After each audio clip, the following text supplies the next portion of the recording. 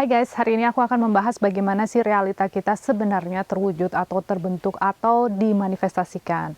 Nah, sebenarnya ada 4 tahapan untuk menuju ke arah sana. Jadi kalau kita sudah tahu, oh ternyata begini tuh proses manifestasinya tuh terwujud, jadi kita bisa lebih berhati-hati dalam memanifestasikan apapun yang sebenarnya kita ingin experience atau kita alami dalam hidup ini. You're listening kuncihidup.com, where you'll find the keys to life. Yang pertama itu adalah knowledge atau informasi. Kadang kita biasa juga menyebutnya sebagai light. Nah, seseorang yang dianggap sebagai enlightenment itu adalah seseorang yang memiliki cahayanya lebih banyak. Itu artinya seseorang tersebut memiliki banyak sekali knowledge atau informasi atau the truth. Jadi informasi itu banyak sekali, ada yang namanya truth atau kebenaran. Walaupun banyak orang yang bilang, kebenaran itu kan beda-beda ya, tergantung individunya atau dari sudut pandang masing-masing. Bisa dibilang yes, tapi yang pasti the truth atau kebenaran itu hanya ada satu yang ujung-ujungnya itu energinya yang namanya cinta. Aku akan membahas lebih dalam lagi seputar hal ini di video selanjutnya yang merupakan sebuah seri yang akan aku ciptakan dari mulai The Law of Natural atau Natural Law yang ada hubungannya dengan occult atau sebuah informasi yang disembunyikan. Nah, mungkin juga akan nyerempet sedikit dengan Hermetic Principle. Nah, dari sana nanti aku akan ajak teman-teman untuk lanjut ke yang selanjutnya lebih dalam lagi, yaitu The Law of One. Tapi sebelumnya kita balik lagi ke sini. Jadi maksudku adalah bahwa the truth atau kebenaran itu hanya ada satu.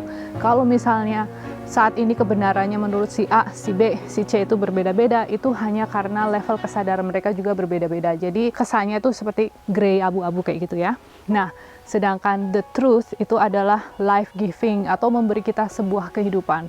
Kemudian falsehood yang dulu-dulu itu dianggap sebagai ini loh yang benar, ini loh yang sebenarnya. Kalau mau sehat itu caranya begini, jalannya begini. Atau kalau belajar yang bagus itu begini, arahnya begini dan lain sebagainya. Itu sebenarnya kan falsehood ya. Sekarang mungkin mulai dibuka, dibongkar, diberitahukan oleh truth teller atau yang lawannya itu tadi. Anyway, falsehood itu adalah life taking atau mengambil nyawa. Dan sudah terbuktikan teman-teman semua mungkin sudah ngerti lah, terutama yang sudah bergabung di komunitinya Kunci Hidup atau di Telegramnya Kunci Hidup ya. Dan ini komunitinya gratis, siapa saja boleh gabung. Nanti aku kasih link di deskripsi di bawah untuk gimana sih cara gabungnya. Syaratnya cuma satu, harus atau wajib mencantumkan foto asli ya. Jadi kita bisa saling tahu, balik lagi ke knowledge atau informasi atau light itu tadi. Aku sarankan buat teman-teman berhati-hati untuk mencarinya. Kalau menurutku ya, bagusnya begini. Kalau kita belajar sesuatu, misalnya The Law of Attraction, mungkin teman-teman belajar dari aku. Silahkan belajar dari banyak sekali orang yang lain gitu kan. Karena dengan begitu kita akan bisa kok melihat ada kayak mirip-mirip. Ajarannya itu pasti mirip-mirip sampai akhirnya kita bisa melihat sesuatu itu, misalnya dalam hal ini adalah The Law of Attraction secara lebih utuh, lebih sempurna. Jadi nggak dari satu orang saja. Nah, begitu juga dengan semuanya, apapun itu, dipelajari dari banyak sumber. Kalau bisa, cari sumber yang kontroversial. Aku selalu melakukan hal yang sama untuk bahan makanan misalnya. Aku cari tahu, semuanya bilang bagus-bagus sampai ada yang bilang jelek. Nah, aku pelajari lebih dalam lagi. Begitu juga dengan kosmetik, dengan semuanya lah, apapun itu kita harus pelajari. Nah, cara yang paling tepat sebenarnya itu adalah akses langsung dari cosmic energy. Cara ini biasanya hanya didapatkan dengan beberapa cara yang istilahnya mungkin sekarang spesial ya, tidak semua orang bisa mengaksesnya, tapi aku yakin kedepannya kita semua memiliki kemampuan untuk mengakses hal tersebut. Misalnya, aku sering menggunakan Neurographica Art untuk channeling informasi. Nanti aku akan bahas seputar Neurographica, gimana caranya untuk channeling. Nah, terus mungkin teman-teman bisa juga menggunakan meditasi, bisa juga menggunakan mimpi. Mimpi itu yang paling mudah, karena semua orang pasti bermimpi. Nah, buat teman-teman yang aku masih belum bisa bermimpi itu, lakukan beberapa hal dari mulai jangan mengkonsumsi segala sesuatu yang memiliki FLO DE. Nah, jangan konsumsi hal itu, detox kalau bisa dari hal itu, ada detoxnya, silahkan di research sendiri. Kemudian sun gazing setiap pagi atau sore. terus grounding, itu saja, simple sekali. Nah dari sana kalau kita sudah bersih, sudah nggak berkapur ya pineal gland-nya, sudah pasti teman-teman akan bermimpi. Dari sana kita akan banyak sekali mendapatkan informasi.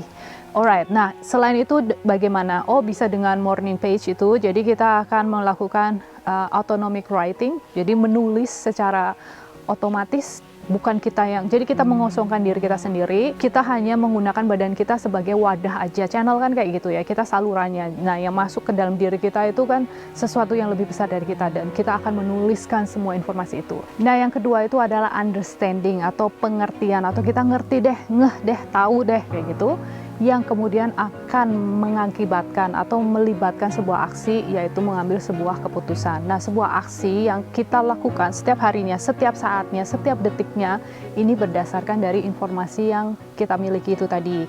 Nah, yang selanjutnya itu kita namakan sebagai wisdom. Wisdom ini adalah sebuah perilaku seseorang atau manusia atau individu ketika mereka mengambil sebuah keputusan. Nah, perilaku ini berdasarkan kembali lagi ke informasi itu tadi. Nah, yang terakhir itu adalah result. Nah, result ini ada dua macam, yaitu berupa chaos atau sesuatu yang tidak kita inginkan, sesuatu yang kita lihat sebagai hal yang negatif, dan juga satunya lagi adalah order atau sesuatu yang kita inginkan atau yang kita anggap sebagai sesuatu yang positif.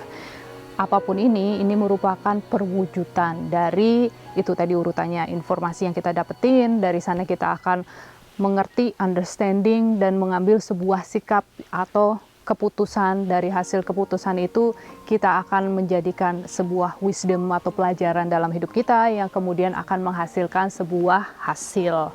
Nah, aku harap teman-teman ngerti ya di sini ya, apa yang harus dilakukan itu yang pasti step 1. Nah, kalau misalnya nanti di step 3 itu ternyata aku nabrak tembok, jangan dilihat sebagai sesuatu yang negatif atau tidak ada hasilnya.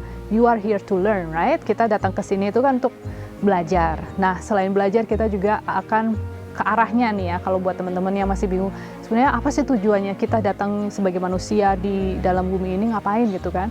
Enlightenment kan?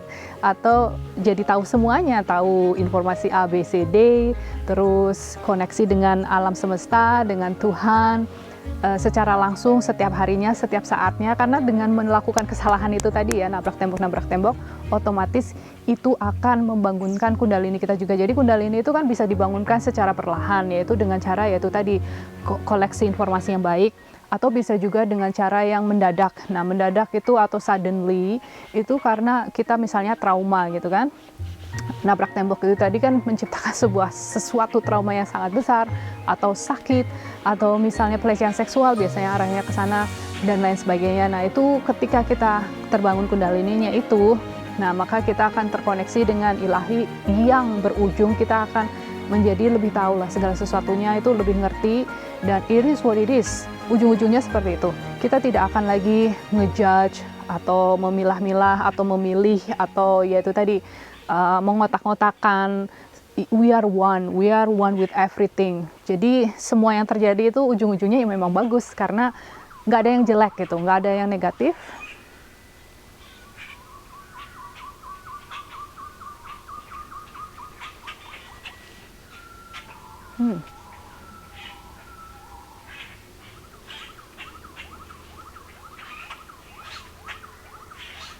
Something happen. Ada sesuatu yang terjadi. Jadi gini, beberapa 5 hari yang lalu, waktu aku baru datang ke sini, ini di halaman belakang rumahku, burung-burung seperti ini ya. Mereka kayak ngomong gitu, kayak komunikasi. Terus nggak lama kemudian anjingnya tuh gonggong gitu kan, kayak gonggong satu kota. Jadi kotaku kan kota kecil, dan semua rumah itu kayaknya punya anjing gitu kan. Nah, sekarang pada diem, tapi tiba-tiba itu semuanya saling bersaut-sautan menggonggong. Aku ngerasa, awalnya aku pikir, oh kota baru gitu kan, nggak ngerti, tapi aku feelingku, intuisiku tuh ada sesuatu yang something happen gitu, kayak something happen. Mereka kayak berusaha untuk ngasih tahu sesuatu coming ke arahku ya. Right around the... What's happened? Why all dog is barking? Everybody barking. They're all communicating? Yes.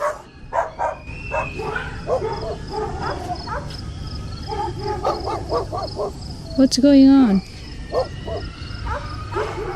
And kid cry. Baby cry. Dan tiba-tiba nggak lama kemudian ada suara shotgun atau tembakan itu cedor kayak gitu kan. Nah, 10 menit kemudian ada anak kecil naik sepeda lari ke sini kan, sepedaan, terus dia nanyain ke kita ya, ke bapaknya anak-anak sih, yang nembak beruang di sekitar sini ya, kamu tahu nggak orangnya yang mana? Oh, itu beruang, iya ada. Jadi intinya ada beruang di sini tuh ada 8, 3 diantaranya itu punya anak. Ya. Nah, masing-masing anaknya 3, biasanya kan anaknya 2, ini anaknya 3. Nah, tahu sendiri dong Mama Bear itu kalau punya anak kan overprotective. Cuma mereka kadang suka ke desa itu mungkin karena mungkin sebenarnya ini desa nggak seharusnya ada di sini. Nah, jadi ada di jalannya dia aja. Start more noise. So anyway, jadi ya itu tadi bearnya mungkin nyasar atau bagaimana terus ditembak. Jadi sering terjadi beruang nyasar di sini dan kasusnya ya seperti itulah. Intinya seperti itu. It's so surreal atau seperti mimpi buat aku, tapi it's good experience. It's something different.